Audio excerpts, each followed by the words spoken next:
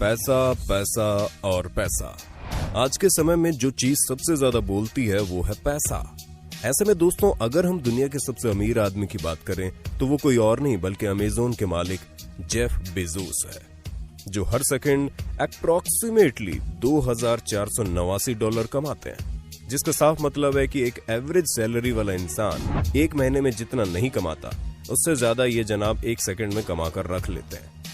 अब इन सब चीजों को देखकर आपके दिमाग में ये सवाल जरूर आता होगा कि दुनिया भर के बिलियनियर्स आखिर इतना सारा पैसा रखते कहाँ हैं। तो दोस्तों तैयार हो जाइए, क्योंकि आज के इस वीडियो में हम आपको दुनिया भर के अरबपतियों के फाइनेंशियल सीक्रेट्स के बारे में बताने जा रहे हैं, जिन्हें अगर आपने एक बार जान लिया तो आप भी फाइनेंशियली स्ट्रांग हो जाएंगे। दोस्तों, अगर हम टेक्नोलॉजी इंडस्ट्री के टॉप के सीईओज की बात करें तो इनकी एनुअल इनकम $100 बिलियन से भी ज्यादा होती है। और अगर आपको विश्वास नहीं होता तो अकेले जेफ बेजोस की वर्थ जमैका, आइसलैंड, ट्यूनीशिया और एस्टोनिया की कुल संपत्ति को अगर मिला भी दिया जाए तो भी उससे ज्यादा होगी। जहां ये लेब्रॉन जेम्स, जो कि सबसे सक्सेसफुल एथलीट्स में गिने जाते हैं, उनसे 400 गुना ज्यादा अमीर है। और दोस्तों, अगर हम फेसबुक के फाउंडर मार्क जुकरबर्ग की बात करें तो ये अकेले $91.9 बिलियन के मालिक हैं, जहां इन्हें एवरेज यूएस ईयरली वेज कमाने में मात्र 2 मिनट का वक्त लगता है और ये हर रोज $5 मिलियन कमाते हैं। वहीं अगर हम $100 बिलियन के मालिक बिल गेट्स की बात करें तो ये भी कुछ कम शानदार नहीं है। और भला हम एलन मस्क को कैसे भूल सकते हैं, ये भी अपनी कम उम्र में अपने बिजनेस को इतनी जल्दी बढ़ाते हुए $70 बिलियन के मालिक बन चुके हैं। हाँ, हमें पता है कि आपके दिमाग में ये सवाल गूंज रहा होगा कि इतना ज्यादा पैसा कमाकर आखिर ये लोग रखते कहाँ हैं। तो दोस्तों, सबसे पहले तो हम आपको साफ शब्दों में बता दें कि ये लोग अपना पैसा रखने में कभी भी बिलीव नहीं करते। इनकी लाइफ का सिर्फ और सिर्फ एक ही मंत्र होता है और वो है इन्वेस्टमेंट।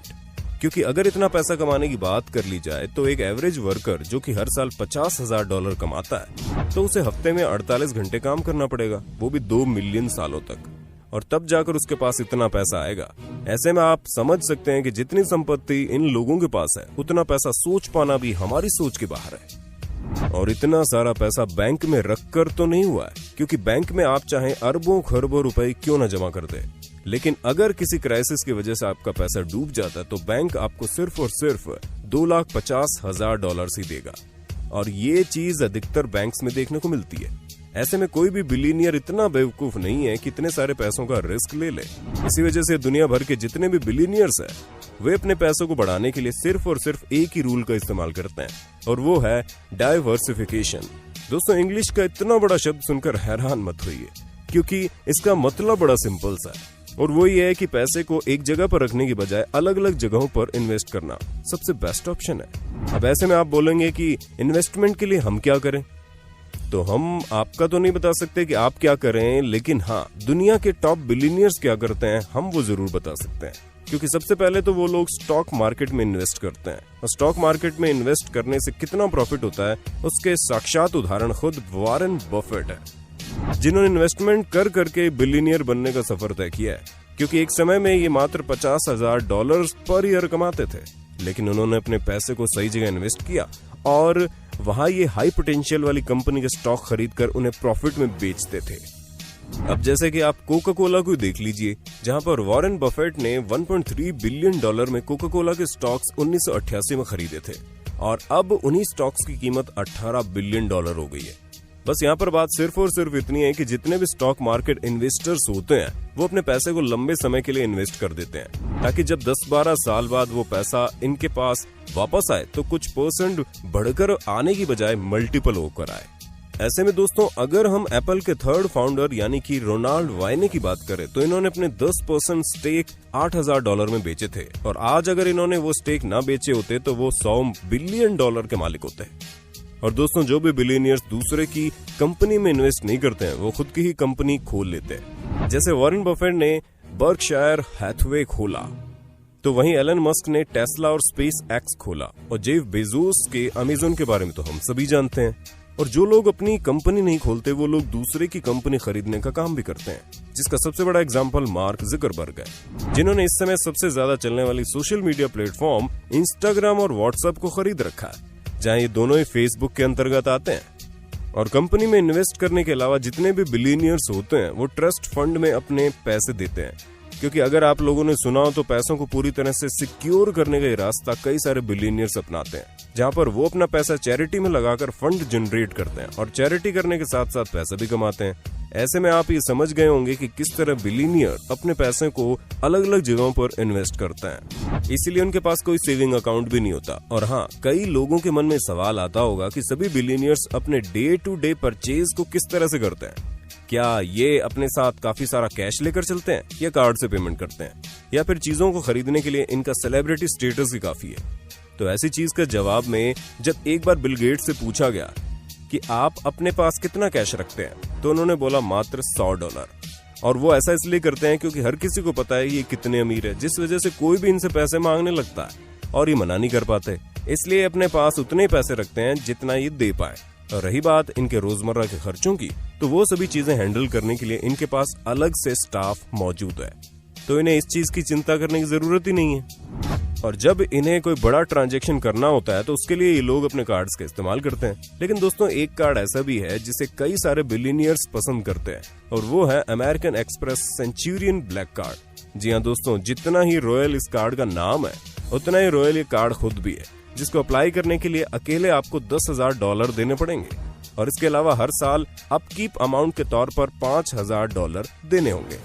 हमें पता है इन सब चीजों को सुनकर आपकी धड़कनें बढ़ गई होंगी कि आखिर इतना पैसा किस लिए। तो दोस्तों, ये कार्ड है भी तो करोड़पतियों के लिए, जिस कार्ड की मदद से उन्हें कॉम्प्लीमेंट के तौर पर बेहतरीन होटल में शानदार कमरा, हर साल $1,000 की फ्री शॉपिंग और इसके अलावा भी कई सारी फैसिलिटीज फ्री में मिलती है। इसी वजह से कई सारे बिलियनियर्स शानदार ब्लैक कार्ड को लेकर अपने साथ चलते हैं, जिसके साथ साथ उनका स्टेटस खुद ही मेंटेन रहता है। पर दोस्तों, अमेरिकन एक्सप्रेस के अलावा एक और बैंक है जिस पर दुनिया भर के पैसे वाले लोग विश्वास करते हैं, और वो है स्विस बैंक, जहां पर अकाउंट होल्डर की सभी डिटेल्स सीक्रेट तरीके से रखी जाती है और तभी किसी को दिखाया जाता है। डिटेल्स तभी रिवील होती है जब वहां के कोर्ट से ऑर्डर आते हैं, और ऑर्डर भी तभी आते हैं जब अकाउंट होल्डर के नाम पर क्रिमिनल रिकॉर्ड होता है। ऐसे में जब तक किसी का क्रिमिनल रिकॉर्ड नहीं है, तब तक उसके पैसे के बारे में किसी को पता नहीं चल सकता। इसलिए दुनिया भर के कई सारे अमीर लोग अपने काले पैसे को सफेद करने के लिए इस बैंक में जमा कर देते हैं। हालांकि उन्हें इतने अच्छे रिटर्न्स नहीं मिल पाते हैं, लेकिन हाँ, अगर पैसे को सिक्योर करके रखना है तो ये बिल्कुल परफेक्ट है। हालांकि इसके जरिए आप इंटरनेशनल इन्वेस्टमेंट अपॉर्चुनिटीज का फायदा उठा सकते हैं और फॉरेन करेंसी एक्सचेंज भी आसानी से करवा सकते हैं। अब दोस्तों, एक बात तो है कि आप चाहे पैसा स्टॉक मार्केट में लगाएं या फिर कहीं और, हर जगह आपको थोड़ा बहुत तो रिस्क देखने को मिलेगा ही मिलेगा।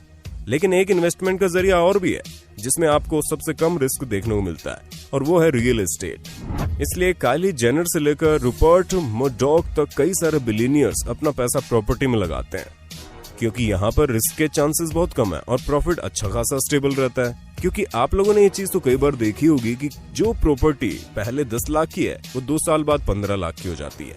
यानी 50% का प्रॉफिट सिर्फ 2 साल में इंसान कमा लेता है। और ये तो हमने बहुत छोटी सी बात कर ली है, क्योंकि इससे भी ज्यादा लोग प्रॉफिट प्रॉपर्टी के मामले में कमाते हैं, और इसी वजह से सभी अमीर लोग अपनी इनकम का अधिकतर पैसा प्रॉपर्टी में इन्वेस्ट करते हैं। अब आप बिल गेट्स का $120 मिलियन का लेक वॉशिंगटन होम ही देख लीजिए। उसके साथ साथ लैरी एलिसन का $200 मिलियन की जापानीज स्टाइल प्रॉपर्टी भी कुछ कम शानदार नहीं है, जिसमें 10 बिल्डिंग्स है। और इसी तरह कई सारे बिलियनियर्स अलग अलग जगह पर अपनी अलग अलग प्रॉपर्टी बनवा कर रखते हैं, जो उनके पैसे को बढ़ाने के साथ साथ उन्हें एक स्टेबिलिटी भी देता है, जो इस समय बहुत जरूरी है। दोस्तों, अब तो हमें यकीन है कि आप ये समझ गए होंगे कि दुनिया भर के जितने भी अमीर लोग हैं, वो किस मंत्र को लेकर चलते हैं, जहां उनके पैसे को वो बैंक अकाउंट में जमा करने की बजाय इन्वेस्टमेंट में विश्वास रखते हैं और लाइफ में छोटा मोटा रिस्क लेकर कुछ बड़ा करने की सोचते हैं। और अगर यही चीज हम नॉर्मल लोग भी अपनी लाइफ में अप्लाई करें, तो हमारे पास भी पैसों की कमी नहीं होगी। हालांकि हम इनकी तरह इतनी जल्दी बिलियनियर तो नहीं बन सकते, लेकिन हाँ, मिलियनियर तो बन ही जाएंगे। बाकी आपका इसके बारे में क्या कहना है, कमेंट में बता दो। और ऐसे इंटरेस्टिंग वीडियोस को लगातार देखने के लिए हमारे चैनल को लाइक, शेयर और सब्सक्राइब करने में जरा सी भी कंजूसी मत करना। धन्यवाद।